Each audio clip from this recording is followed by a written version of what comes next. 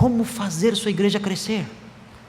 Estratégias de propaganda, estratégias de marketing, estratégias humanas para cativar pessoas. Eu já li alguns livros ensinando essas coisas. Já li alguns livros, vários livros eu já li, mostrando estratégias, maneiras, artifícios de fazer com que as pessoas cheguem na igreja e permaneçam ali e não vão mais embora. E quando essas igrejas começam a crescer, dizem: o Espírito Santo tem atuado. Não, não é o Espírito Santo que tem atuado, não. É que a estratégia tem dado certo e funciona mesmo. Qualquer estratégia de marketing, qualquer estratégia humana bem elaborada, você pagando um bom escritório, você pagando um bom profissional para fazer e para elaborar, vai funcionar. Vai funcionar. Sua igreja será conhecida e vai crescer.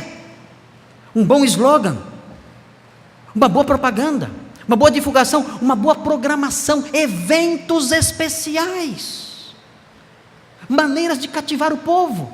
Isso tudo fará com que uma igreja cresça. Eu escrevi um pedacinho aqui, algo que eu consegui concluir a partir de algumas leituras de livros que eu fiz sobre esse assunto. Eu li livros apontando como a igreja pode crescer, algumas estratégias. Um deles, inclusive, era curioso, dizia que para uma igreja crescer, você tem que transformar a igreja numa espécie de catedral, uma catedral medieval.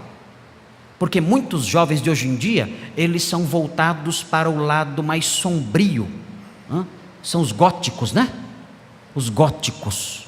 Tem algum gótico aqui? Não. Mas os góticos. Então os góticos, eles gostam de um ambiente nebuloso.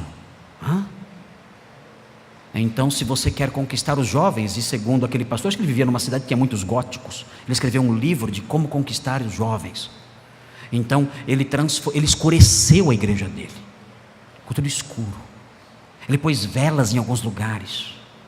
Ele pôs alguns pontos de oração onde as pessoas chegavam e ficavam ali olhando para algumas fotografias ali e orando lá. Ele transformou a igreja nisso, dizendo: assim nós conseguimos conquistar essas pessoas. Acho que não funcionou muito, porque acho que o livro não fez muito sucesso. Acho que só entre os góticos fez sucesso isso aí, né? Mas vejam, estratégias para atingir uma classe específica, e a igreja dele estava crescendo ali, muitas pessoas estavam indo ali, porque ele tinha adotado esse modelo mais de penumbra, de luz fraca, né? de morte, né? De um ambiente morto. Isso atraía algumas pessoas, na realidade atraía muitas pessoas, muitos jovens. Os jovens iam lá e gostavam daquele ambiente. Enfim, os jovens têm essas coisas às vezes, né? Mas lendo esses livros, eu escrevi aqui algumas linhas, dizendo assim: muitas igrejas crescem porque seguem estratégias humanas para a atração de pessoas. É o que estou dizendo. Seu crescimento é decorrente de marketing e não da ação do Espírito. Um exemplo que eu li num dos livros, dizendo assim: olha, não coloque na sua igreja de jeito nenhum, coloque prelúdio e pós-lúdio na sua igreja, porque chega um incrédulo e ele vê todo mundo ouvindo piano e todo mundo assim, orando durante o prelúdio, ele vai sair correndo, nunca mais vai voltar lá. Então prelúdio e pós-lúdio são um tiro no pé no campo de marketing eclesiástico. Você quer acabar com a sua igreja? Bota o Daniel para tocar. Daniel, olha só o que fizeram com o prelúdio e com o pós-lúdio. Você que se prepara a semana inteira para tocar, né? Ensaiando lá. Eles disseram: não, acabe com isso, porque chega o incrédulo, ele vê aquilo, ele fala: o que eu estou fazendo aqui? Que lugar é esse? Eu vou embora daqui, não volto nunca mais. Então ensinavam: não coloque isso, né? Coloque outras coisas, atrativos, luzes, músicas diferentes, para que o incrédulo, ele então se sinta atraído e fique ali naquela igreja.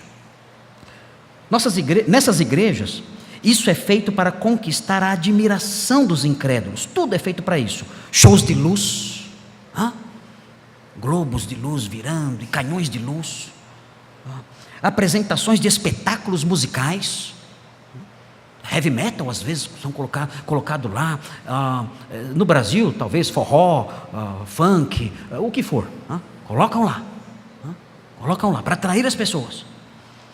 pregações divertidas e engraçadas.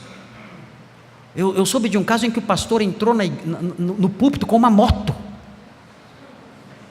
Ele fala: eu não vou começar o sermão dizendo, irmãos, nesta noite nós vamos refletir. Não, o pessoal não aguenta uma coisa dessa. Tem que atrair atenção. Então ele entrou de moto, empinando a moto no púlpito. O que é isso? Uma coisa é certa, chamou a atenção de todo mundo. E esse pastor então, ele ficava inventando maneiras de transformar a sua pregação numa pregação atraente, um espetáculo. O pessoal ia embora e dizia: eu tenho que voltar, eu quero ver o que ele vai aprontar no próximo domingo. O que esse cara vai fazer no próximo domingo? Eu tenho que voltar lá para ver. Então são estratégias para atrair o povo, para trazer o povo. Depois dizem que isso é o Espírito Santo. Não é, criatividade humana. Danças, colocam moças ali dançando. Já vi igreja em que colocam lá moças e rapazes, alguns rapazes afeminados, saltitando pelo púlpito, com roupas esvoaçantes.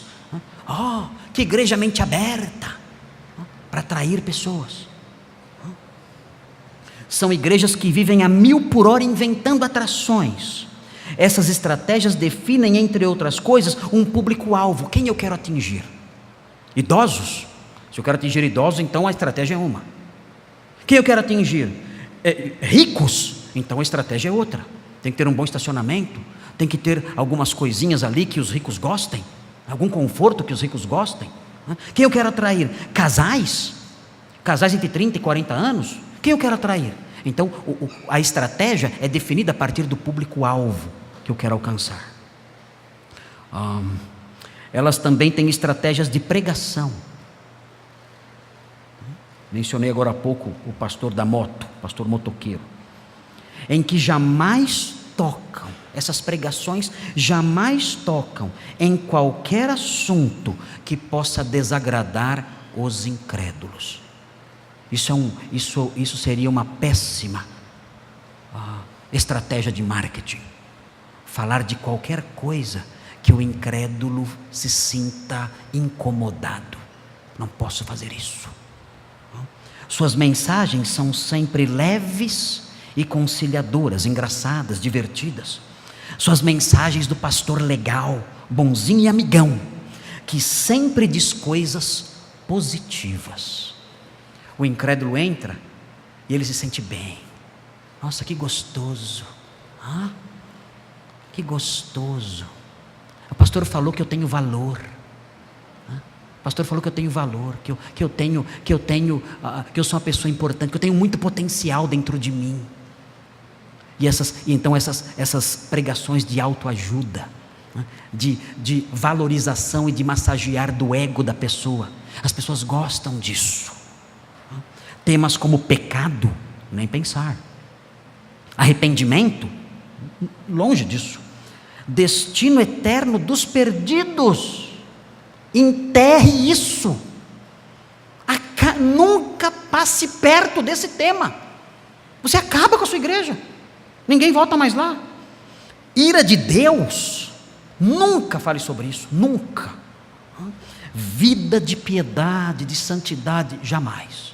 Não toque nesses assuntos. O objetivo é fazer com que todos se sintam bem. E então a igreja cresce.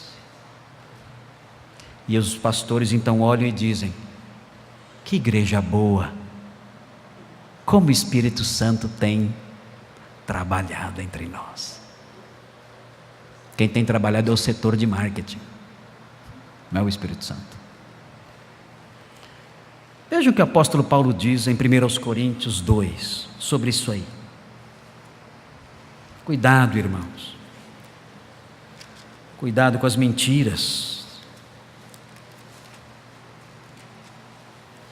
da igreja pós-moderna, da igreja emergente, da igreja que abriu mão da verdade em troca do lucro e do sucesso.